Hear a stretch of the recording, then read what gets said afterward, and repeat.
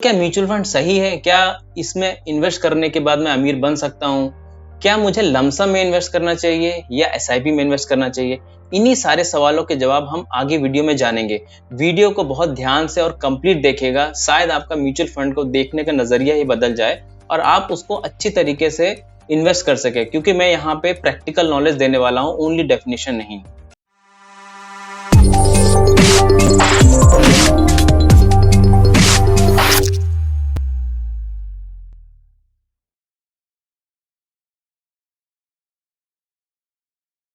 Hello everyone. देखिए, हम आजकल सुन रहे हैं स्टॉक मार्केट रिकॉर्ड पे रिकॉर्ड तोड़ता जा रहा है और जो हमारे अंबानी जी हैं, अडानी जी हैं और आरके दमानी और डीमार्ट वाले, वो जितने अमीर पहले तो उससे और अमीर बनते जा रहे हैं। इसका सिंपल फंडा ये है कि भाई अगर रिलायंस इंडस्ट्री का शेयर अगर तिगुना हो जाएगा तो यानी मुकेश अंबानी जी तिगुने अमीर हो जाएंगे। यानी स्टॉक मार्केट में पावर तो है। अब चलिए ये बात करते हैं, ये तो भाई प्रमोटर हैं, ठीक है, बट कुछ ऐसे इन्वेस्टर भी हैं जैसे राकेश झुनझुनवाला इंडिया के और वॉरेन बफे यूएसए के। इन्होंने दूसरों की कंपनी में इन्वेस्ट करके काफी पैसा कमाया है और वॉरेन बफे तो वर्ल्ड में टॉप 10 में भी कई बार आ चुके हैं, कई बार वो नंबर 1 भी रह चुके हैं। तो यानी स्टॉक मार्केट में पावर तो है, तो हमें इक्विटी को इग्नोर तो नहीं कर सकते। अब देखिए, हम ये भी जानते हैं कि भाई डायरेक्ट अगर हम स्टॉक मार्केट में इन्वेस्ट करेंगे तो उतना हमको एक्सपीरियंस चाहिए, इंटेलेक्चुअल चाहिए और हमें टाइम भी चाहिए। तो अब ये सब तो हमारे पास ज़्यादा है नहीं। हमारी तो भाई 9 to 5 जॉब या जो भी हमारी जॉब है, हमको उसमें ज़्यादा टाइम नहीं मिल रहा है। तो हमारे पास एक ही चीज़ रह जाती है, वो है म्यूचुअल फंड, जिसके थ्रू हम इन्वेस्ट कर सकते हैं स्टॉक मार्केट में। तो आज हमारा जो मुद्दा रहेगा वो यही रहेगा। तो आज हम बात करेंगे म्यूचुअल फंड के बारे में। मैं विजय आप सबका स्वागत करता हूँ आपके अपने चैनल वेल्थ की पाठशाला में। चलिए म्यूचुअल फंड को समझते हैं, वो क्या है। तो म्यूचुअल फंड क्या रहता है? सपोज एक स्कीम है या एक फंड मैनेजर है, उसको सारे लोग पैसा देते हैं उस स्कीम में। सपोज हम बात करते हैं 1 लाख रुपए जमा हुआ है फंड की स्कीम में और उसमें टोटल सिर्फ 5 लोगों ने इन्वेस्ट किया है। 25,000, 25,000, 25,000 और 15,000 और 10,000 rupees, correct. Suppose after 5 years या आफ्टर 1 ईयर उसको 1 लाख का वो डबल हो जाता है 2 लाख रुपीज।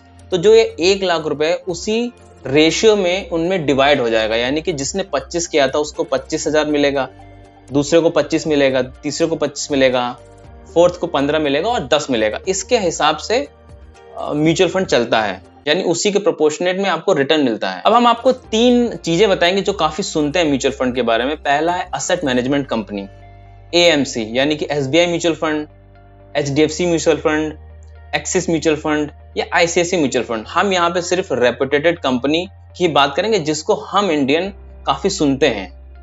दूसरा आता है आपका एयूएम। एयूएम कुछ नहीं है बल्कि जितना पैसा इन्वेस्ट हो जाता है वो पर्टिकुलर स्कीम में, उसी को एयूएम बोलते हैं, यानी एसेट अंडर मैनेजमेंट। और अब आता है तीसरा एनएवी। एनएवी का मतलब होता है जैसे पर शेयर वैल्यू होता है। रिलायंस का शेयर जैसे 2000 चल रहा है, एमआरएफ का अप्रोक्सीमेटली 80,000 चल रहा है एक शेयर की वैल्यू, वैसे ही म्यूचुअल फंड में यूनिट्स मिलता है, तो उसमें एनएवी को बोलते हैं पर यूनिट की वैल्यू। अब देखिए, जो रियल एस्टेट होता है, अगर आप उसमें इन्वेस्ट करते हैं तो अगर 10 लाख की लैंड लेनी तो एटलीस्ट 1 लाख रुपए तो आपको डाउन पेमेंट देना पड़ेगा। एफडी में आपको कम रिटर्न मिलता है। गोल्ड में भाई इन्वेस्ट कीजिए, बट उसकी भी लिमिट होगी, सारा तो पैसा गोल्ड में नहीं डाल सकते हैं। तो अगर आपको इक्विटी को, जैसे मैंने बताया, इग्नोर नहीं कर सकते, तो आपको म्यूचुअल फंड में इन्वेस्ट करना चाहिए, क्योंकि वो स्टार्ट कर सकते हैं 500 रुपीज से भी। आजकल हम लोग सुन रहे हैं म्यूचुअल फंड्स सही है।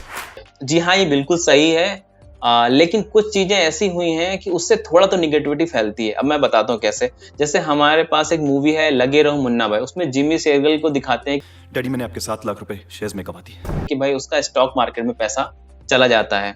ऐसी बहुत सी मूवी हैं। जैसे हम बात करेंगे, अगर अभी रिसेंटली कई सीरीज या मूवी आई है, बिग बुल और स्कैम 1992, तो उसमें जो हर्षद मेहता हैं जिन्होंने स्कैम करके पैसा कमाया और बाद में उनकी क्या हाल होती है, मतलब बहुत गरीब होकर उनकी डेथ हो गई, तो उसके ऊपर सीरीज और मूवी बन चुकी है। लेकिन एक्चुअली में जो मिस्टर राकेश झुनझुनवाला हैं, जिन्होंने काफी जो फेमस भी हैं, और अगर हम बात करें संजीव भसीन है, रामदेव अग्रवाल हैं, विजय केडिया हैं, इन पे कोई सीरीज या मूवी मुझे तो नहीं लगता बनी है।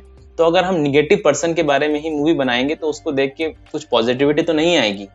अब देखिए, म्यूचुअल फंड के जो 5 टाइप होते हैं, हमारा मेन फोकस जो है इक्विटी म्यूचुअल फंड पे रहेगा, इसलिए उसी के बारे में मैं ज्यादातर बताऊंगा। और दूसरा डेट में लिक्विड फंड, नथिंग एल्स। तो पहला होता है, बस इंफॉर्मेशन के लिए आपको बता देता हूँ, पहला होता है इक्विटी फंड जिसमें शेयर्स में इन्वेस्ट करते हैं। दूसरा होता है डेट फंड, यानी कि जिसमें फिक्स इंस्ट्रूमेंट होता है, जैसे एफडी हो गया, कॉर्पोरेट कमर्शियल पेपर्स हो गए, ये सब में इन्वेस्ट करते हैं। तीसरा आपका हाइब्रिड, यानी कि इक्विटी और डेट मिला के। चौथा आपका गोल ओरिएंटेड, यानी कि जिसमें रिटायरमेंट या चाइल्ड प्लान करके होगा। और फिफ्थ है अदर स्कीम। यहाँ पे हमें दो ही फोकस करना है, पहला इक्विटी में लार्ज कैप फंड और दूसरा डेट में ओनली लिक्विड फंड की हम बात करेंगे, बाकी तो फिर वीडियो बहुत ही लंबा बन जाएगा। अब देखिए आखिर हम म्यूचुअल फंड में क्यों इन्वेस्ट करें। देखिए अभी तक आपको ये तो समझ में आ गया होगा कि भाई स्टॉक मार्केट में पैसे तो कमाया जा सकता है, करेक्ट है, लेकिन हमारे पास क्या उतनी समझ है, क्या हम मार्केट को उतना समझ सकते हैं, क्या हमारे पास बड़ी रिसर्च टीम है। आपको नहीं लगता कि जो फंड मैनेजर 5,000 करोड़ 10,000 करोड़ या 25,000 करोड़ को मैनेज करता है, उसके पास ज्यादा रिसोर्सेज होंगे न्यूज के लिए या रिसर्च करने के लिए, तो आप प्रोफेशनल को क्यों नहीं दे देते हैं। तो इसीलिए आपको एक फंड मैनेजर बनता है जो वेल क्वालिफाइड होता है, जिसके बाद बहुत बड़ा असेट होता है जो उसको मैनेज कर रहा है। अगर आप के पास 10 लाख है तो आप पोर्टफोलियो मैनेजर को दे सकते हैं जो आपका पोर्टफोलियो मैनेज कर सकता है, बट इतना पैसा नहीं इन्वेस्ट करना है हमें 500 देना है, 1000 देना है। तो जो बंदा 1 लाख पर मंथ दे रहा होगा और जो बंदा 500 दे रहा होगा, उसको सेम काइंड ऑफ सर्विसेज मिलेंगी, कोई डिफरेंशिएशन नहीं है, ठीक है। तो इसलिए हमको प्रोफेशनल को अप्रोच करना चाहिए। भाई कुछ लोग बात करते हैं एक्सपेंस रेशियो के बारे में कि भाई इसमें इतना एक्सपेंस होता है तो हम डायरेक्ट क्यों नहीं इन्वेस्ट कर सकते हैं। तो भाई बाल भी आप डायरेक्ट काट सकते हैं, सैलून जाने की क्या जरूरत है। घर भी आप खुद, घर की भी थोड़ी नॉलेज है ना कि उसमें ईंट लगता है, बालू लगता है, मोरंग लगता है, सीमेंट लगता है, तो खुद तो नहीं बना सकते ना। तो इंजीनियर को इंजीनियरिंग करने दो, डॉक्टर को पेशेंट को देखने दो, और म्यूचुअल फंड जो मैनेजर है उनको आपकी मनी को मैनेज करने दो इन टर्म्स ऑफ इक्विटी। तो फ्रेंड्स एक्सपेंस रेशियो जो 1 से 2% होता है, उसको बचाने के लिए अपना 100% जो कैपिटल है उसको रिस्क में मत डालिए और म्यूचुअल फंड में इन्वेस्ट कीजिए। देखिए दूसरा पॉइंट आता है हम क्यों इन्वेस्ट करें, डाइवर्सिफिकेशन। देखिए डाइवर्सिफिकेशन मतलब जैसे आप कुछ लोग जानते हैं, कुछ कुछ बड़ी कंपनी का नाम लेते हैं, Reliance industry, TCS, Infosys, Wipro, HDFC bank, ICIC bank, Axis bank, SBI bank, ITC, HUL, Pidilite, ये जो बड़ी बड़ी कंपनी, अगर आप सोचे कि हर मंथ में थोड़ा थोड़ा पैसा उसमें डालो तो वो पॉसिबल नहीं पाएगा, आपको बड़ी ही कैपिटल की जरूरत होगी एवरी मंथ इन सब में एसआईपी करने के लिए। बट अगर आप एक लार्ज कैप फंड लेते हैं तो उसमें ये सब बड़े बड़े स्टॉक्स में अगर आप 500 डालें तो भी आप उसका कुछ कुछ डेसिमल मिल जा रहा है आप लोगों को। तो ये डाइवर्सिफिकेशन का बेनिफिट आपको म्यूचुअल फंड में मिलता है, जो डायरेक्ट जाके अगर आप छोटी अमाउंट से स्टार्ट करना चाहते हैं तो पॉसिबल नहीं है। तीसरा पॉइंट, टैक्स बेनिफिट। अब देखिए हम इंश्योरेंस में इन्वेस्ट करते हैं, करेक्ट है, हम एफडी में इन्वेस्ट करते हैं, बट इन दोनों में 5 इयर्स का लॉक इन होता है, तभी आपको टैक्स बेनिफिट मिल सकता है।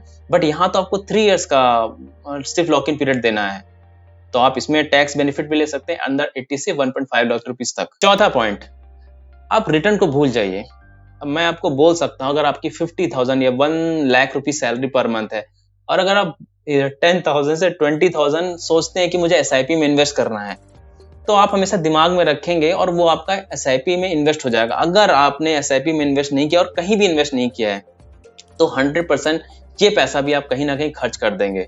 तो अगर रिटर्न ना भी मिले तो भी अगर आप 10,000 रुपए पर मंथ इन्वेस्ट कर रहे हैं तो एंड ऑफ द 1 ईयर आपके पास 1.2 लाख रुपीस होगा। मैं ऐसा नहीं बोला कि रिटर्न नहीं मिलेगा, रिटर्न भी मिलेगा डेफिनेटली, वो हमने प्रूव करके बताया है, बट आपकी एक सेविंग की हैबिट भी बनेगी। और दूसरी बात, अगर आप डायरेक्ट इन्वेस्ट करते हैं तो जो मार्केट का फ्लक्चुएशन है और न्यूज़ है वो आपको ट्रैक करने का जरूरत नहीं, आपके बिहाफ पे जो म्यूचुअल फंड मैनेजर है वो सब देख लेंगे। देखिए अब जो मैंने चीजें आपको बताई हैं उससे आपको रिटर्न तो मिलेगा, आप एक्सपेक्ट कर सकते हैं 12% से 18-20% के रिटर्न, ठीक है। लेकिन इस रिटर्न को हम आखिर और कैसे बढ़ा सकते हैं, उसकी स्ट्रेटेजी मैं आपको अभी बताऊंगा। देखिए जब अमेज़न में या फ्लिपकार्ट में सेल आती है तो हम कैसे टूट पड़ते हैं खरीदने के लिए, उसी तरीके से अगर मार्केट में कभी क्रैश आता है तो हमको उसी तरीके से टूट पड़ना चाहिए उसको खरीदने के लिए भी, स्टॉक्स को या म्यूचुअल फंड को खरीदने के लिए। अगर आप ऐसा करते हैं तो आप थोड़ा और ज्यादा पैसा कमा सकते हैं स्टॉक मार्केट से। दूसरा पॉइंट यह है कि जब भी आप देखिए गूगल में डालेंगे निफ्टी पी, जब भी ये निफ्टी पी अगर 25 से ऊपर हो जाता है और आपने म्यूचुअल फंड में पैसा रखा हुआ है तो मैक्सिमम चांस है कि आपको प्रॉफिट हो रहा होगा कि निफ्टी पी 25 है। अब अगर आपको विद इन 1 ईयर पैसा चाहिए किसी भी चीज के लिए, तो आपको वो तुरंत सेल कर देना चाहिए।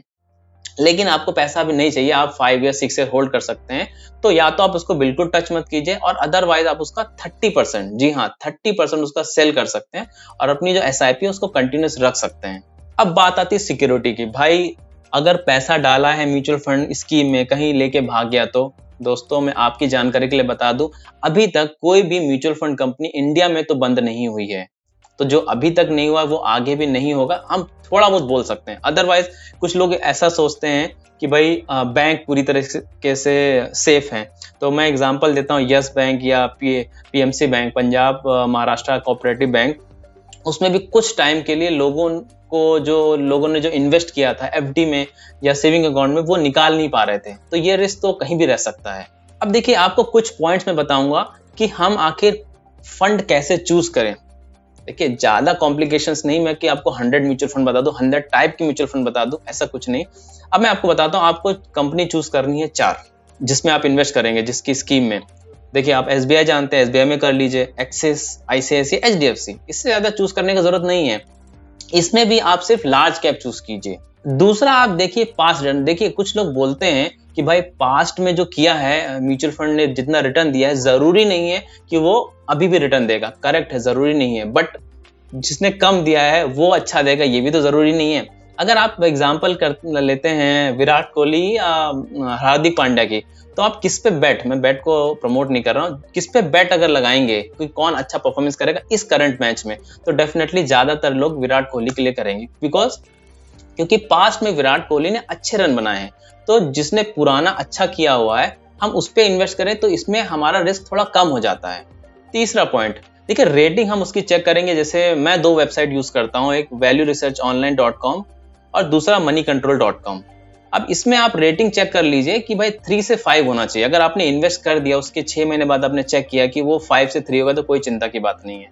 तो आप इन 2 वेबसाइट यानी moneycontrol.com और valueresearchonline.com, इस पे आप डायरेक्टली जाके म्यूचुअल फंड बाय कर सकते हैं। अगर आपको चाहिए कि मैं आपकी हेल्प करूं तो आप मेरे को भी मेल कर सकते हैं wealthkipathshala@gmail.com पे। तो एक और यहाँ पे इंपॉर्टेंट पॉइंट ये है कि फंड मैनेजर। देखिए अगर हम बात करें 2 म्यूचुअल फंड की, एक टैक्स बेनिफिट मैंने बताया था, तो axis long term equity fund, जो टैक्स ELSS जिसको बोलते हैं, इक्विटी लिंक सेविंग स्कीम, तो इसके जो फंड मैनेजर हैं वो जिनेश गोपानी हैं। तो देखिए जिसने अच्छा परफॉर्मेंस दिया, क्या वो चेंज तो नहीं होगा, ये आप चेक कर सकते हैं एवरी 3 to 6 मंथ में। अगर फंड मैनेजर चेंज हो गया है तो हम एग्जिट कर सकते हैं। तो अब हम बढ़ते हैं भाई कंक्लूजन पे। तो यहाँ पे 2-3 पॉइंट हम याद रखेंगे। फेमस कंपनी में इन्वेस्ट करना है, जैसे कि 4 मैंने आपको बताया है, SBI mutual fund, axis mutual fund, ICICI mutual fund और HDFC म्यूचुअल फंड। इसमें भी हम सिर्फ लार्ज कंपनी में ही इन्वेस्ट करेंगे, लार्ज कैप फंड जो होते हैं। रेटिंग जो है 3 से 5 होनी चाहिए। दूसरी बात है कि भाई अगर आप ये वीडियो देख के करना चाहते हो, पहली बात अपने फाइनेंशियल एडवाइजर अगर है तो उनसे पूछ लीजिए, थोड़ी रिसर्च कर लीजिए। पूरी तरीके से जो वीडियो बनाया है या जो स्कीम्स का नाम मैं ले रहा हूँ उस पर इन्वेस्ट मत करिए। लेकिन यहाँ पे मैंने जो एक इंपॉर्टेंट बात बोली है, सेल, तो जब क्रैश होगा तो इन्वेस्ट करना है आपको ज्यादा, तब आप ज्यादा रिटर्न कमा पाएंगे। अब देखिए नॉर्मली मैं इन्वेस्टर से बोलना चाहूंगा जिन्होंने इन्वेस्ट अभी तक नहीं किया है, तो म्यूचुअल फंड में धीरे धीरे स्टार्ट कर सकते हैं। उसके बाद आप धीरे धीरे स्टॉक में भी इन्वेस्ट कर सकते हैं, बट छोटी अमाउंट में। अगर आपको उसके लिए आप मेरा वीडियो देख सकते हैं बेसिक्स ऑफ इन्वेस्टमेंट का। अगर आपको ROE, ROC, EPS, debt to equity ratio, FII stake, DI stake, ये सब ज़्यादा जानकारी नहीं है, तो आप धीरे धीरे ही स्टॉक में इन्वेस्ट कीजिए। तो अगर आपको लगता है कि आज के इस वीडियो से आपको कुछ नॉलेज मिली है, आपको कुछ नॉलेज बढ़ गई है, तो प्लीज़ इसको लाइक और सब्सक्राइब कर दीजिए। अपने दोस्तों और वेल नोन के साथ शेयर कर दीजिए। हो सकता है ये वीडियो देखने के बाद उनको थोड़ा म्यूचुअल फंड में इंटरेस्ट आ जाए और वे इन्वेस्ट करने लगे। प्लीज़ कमेंट करके बताइए वीडियो कैसा लगा, इन्फॉर्मेटिव था कि नहीं था। कोई क्वेरी है तो कमेंट में डाल दीजिए, उसका रिप्लाई हम करेंगे। वीडियो देखने के लिए thank you so much, and remember one thing, learning is earning.